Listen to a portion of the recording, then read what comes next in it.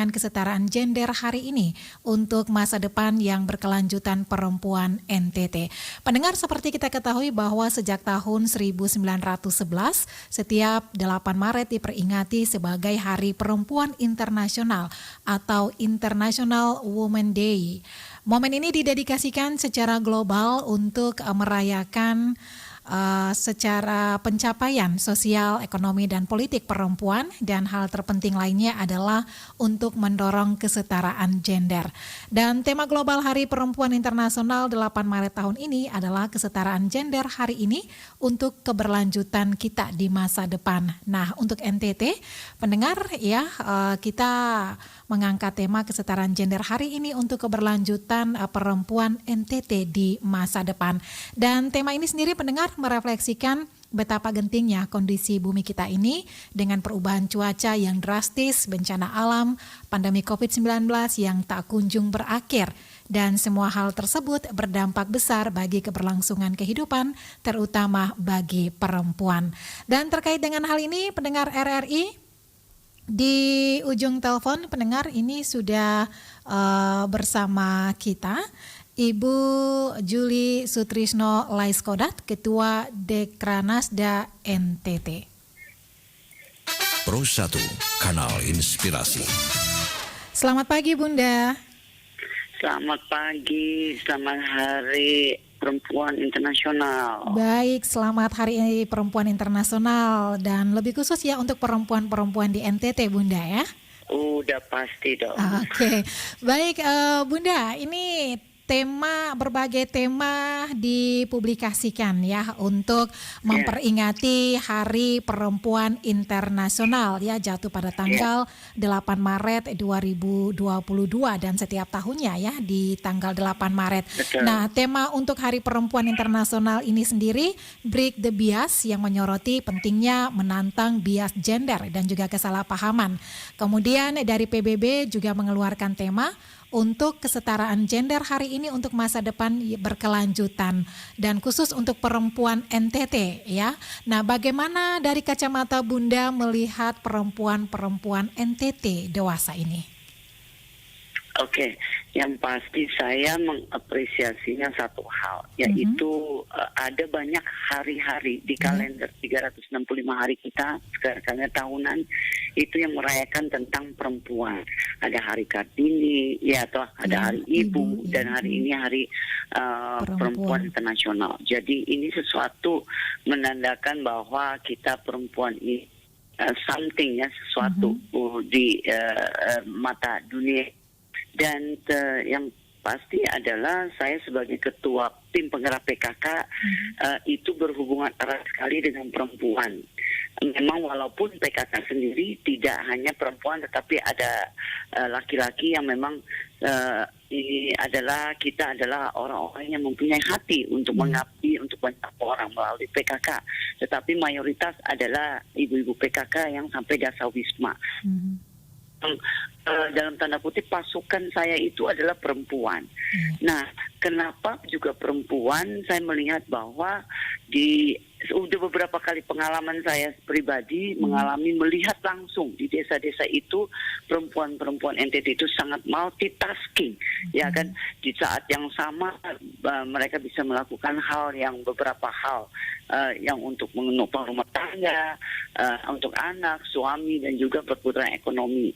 Di luar dari itu juga saya melihat bahwa kalau perempuan bekerja, beberapa program saya sukses, puji Tuhan, karena memang perempuan itu sangat fokus dan kalau belum selesai pasti belum ditinggalkan seperti itu. Jadi harus perempuan yang menurut saya harus perempuan yang melakukan program-program, tugas-tugas sehingga program pemerintah bisa sukses.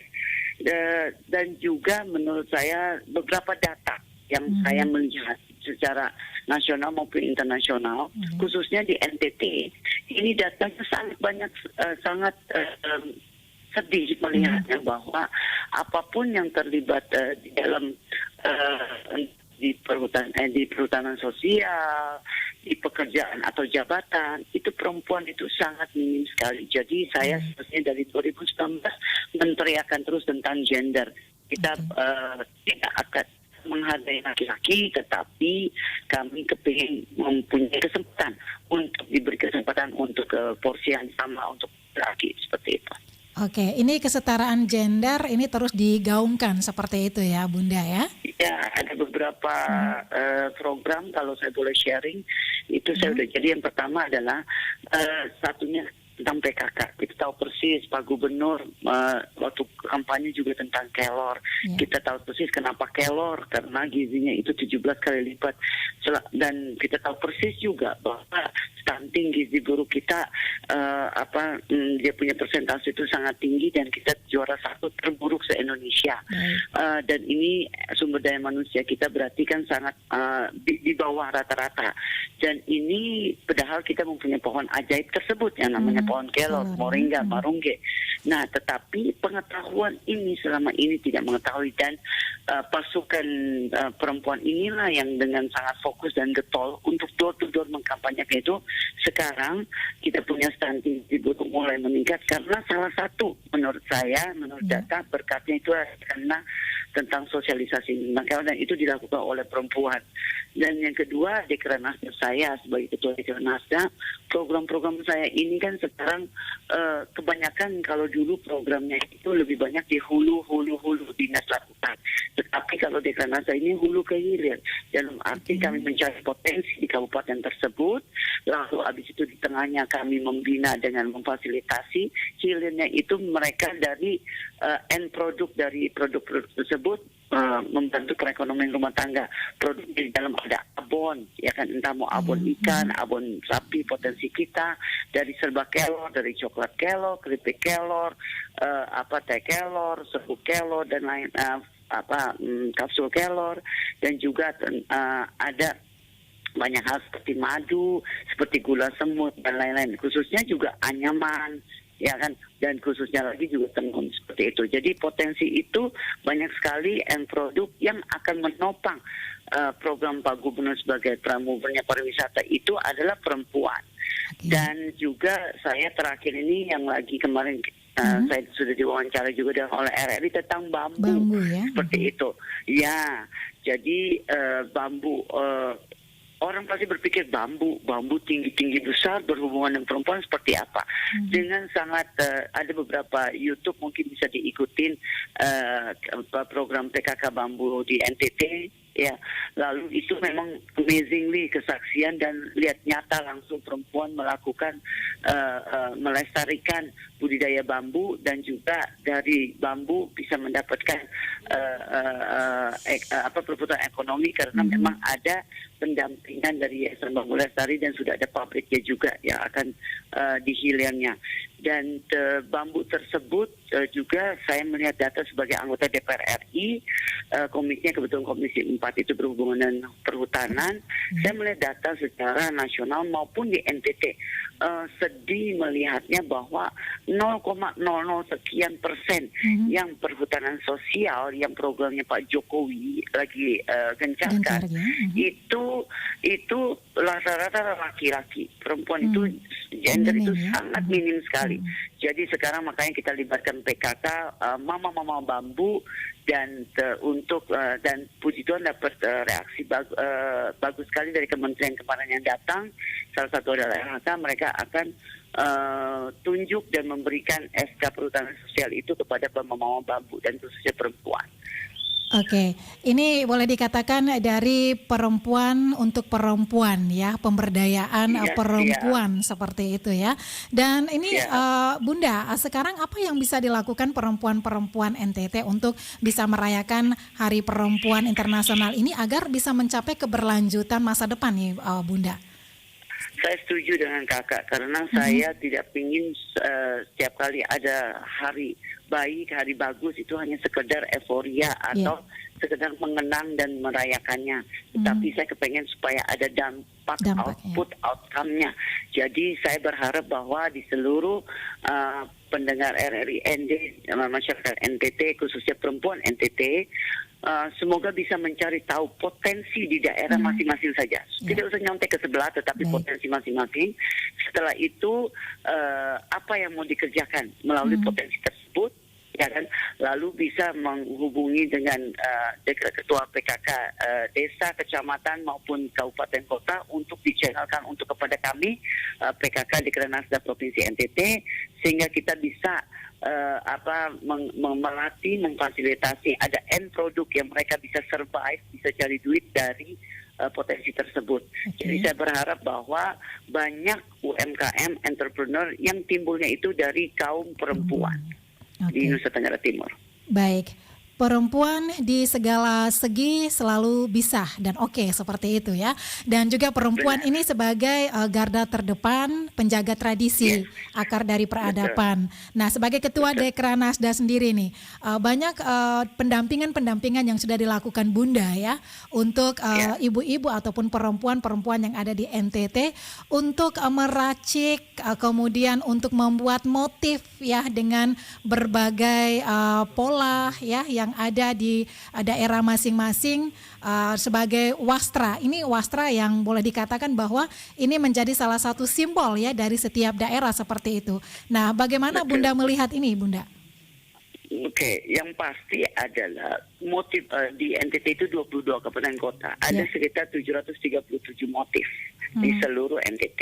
Dan masing-masing motif itu mempunyai ciri khas dan cerita filosofi dari leluhur nenek moyang kita. Nah, saya sebagai ketua Dekranasda tidak mau bahwa motif tersebut ini dirubah karena nilai cerita dari leluhur kita adalah itu. Nilai kita adalah itu. Dan saya kagum sekali kalau bisa dilihat bahwa tenun, satu helai tenun ini itu membutuhkan kekayaan intelektual di para perempuan untuk bisa zaman dulu itu untuk bisa melahirkan motif-motif dan nilai cerita tersebut. Yang sekarang kita menjadikan hanya untuk kita untuk pakai, tetapi juga menopang pariwisata. Tetapi kalau diteliti dengan mereka itu kagum sekali dengan perempuan ini dengan kekayaan intelektualnya. Dan saya sebagai ketua Dekranasda sekarang menggencarkan terus dari 2000 sebelum saya menjabat, karena saya mempunyai butik Leviko di Jakarta, itu untuk supaya perputaran itu salah satu potensi tenun adalah salah satu potensi dan nilai cerita kita di NTT, di Indonesia, di seluruh dunia yang orang lain nggak punya, hanya kita saja yang punya nilai cerita tersebut. Nah, sehingga mereka itu bisa mendapatkan perekonomian di situ. Sekarang kayak Dekranasda, mereka menun, ada satu mereka datang jual, ada dua mereka datang jual untuk membantu perekonomian di rumah dapur ngebul seperti itu. Oke, ini lagi-lagi oleh perempuan seperti itu ya. Jadi perempuan ini kerjanya luar biasa, Bunda ya. Apalagi salah satu tenun hasil dari Sumba ini sudah masuk ke UNESCO seperti itu ya, Bunda ya. Ini lagi tahap untuk ke UNESCO, tahapan di Kementerian Pendidikan Ristek sudah lolos kita, puji Tuhan.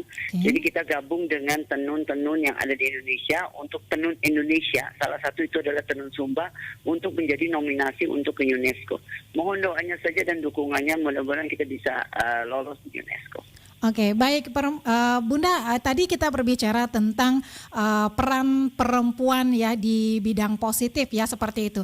Tetapi sebaliknya sangat ironis ya, banyak juga kasus-kasus yang ada di Nusa Tenggara Timur ini banyak kekerasan yang terjadi perempuan dan anak. Nah, bagaimana ini Bunda? Oke, jadi khusus untuk kekerasan perempuan dan anak itu menjadi perhatian kami PKK. Bukan hanya itu juga, mohon maaf saya bukan kampanye tapi Partai Nasdem, saya sebagai ketua pemenangan itu sebagai Ladies Nasdem, kami sudah melaunching untuk ada posko untuk kekerasan perempuan tersebut. Karena kita melihat bahwa seringkali perempuan itu bisa jadi secara kekerasan fisik, secara kekerasan seksual seperti itu, yang mana kadang-kadang juga karena budaya adat yang ada kawin tangkap dan segala macam, menurut saya itu melanggar hak asasinya perempuan. Dan itulah kita terus menyuarakan dan bergandengan dengan Dinas PPA, Pemberdayaan Perempuan dan anak itu untuk supaya gencar. Jadi beberapa kasus itu kita sudah diperintahkan Ibu Menteri PPA juga untuk tangani langsung. Ada beberapa kasus yang itu. Dan saya berharap karena kadang dari di desa-desa perempuan sangat takut untuk melaporkan atau mengutarakan tersebut, ya kan. Tetapi saya merasa bahwa sekarang udah waktunya kita perempuan bersuara. Untuk supaya kita menjadi korban, tetapi karena kita bisa stop ini pelanggaran dan kekerasan supaya bisa tidak ada lagi di generasi berikut itu ini, karena memang perempuan itu setara dengan laki-laki. Oke, baik Bunda, kesetaraan gender hari ini untuk masa depan yang berkelanjutan perempuan NTT. Pesan apa yang ingin Anda sampaikan di Hari Perempuan Internasional ini, Bunda? Oke, saya memesan untuk seluruh perempuan di Nusa Tenggara Timur, kita bisa, kita sanggup, dan harus percaya diri dan harus bergandengan tangan untuk tetap menghargai laki-laki, tetapi kita tetap bisa membantu perekonomian, membantu lingkungan, membantu negara kita bisa menjadi salah satu porsi di situ. Jadi tetap semangat, tetap jaga kesehatan, protokol kesehatan di saat pandemi ini. Baik, terima kasih Bunda. Selamat Hari Perempuan Internasional. Salam sehat dan sukses Bunda. Salam sehat Kakak. Ya, selamat pagi. Pro 1, Kanal Inspirasi.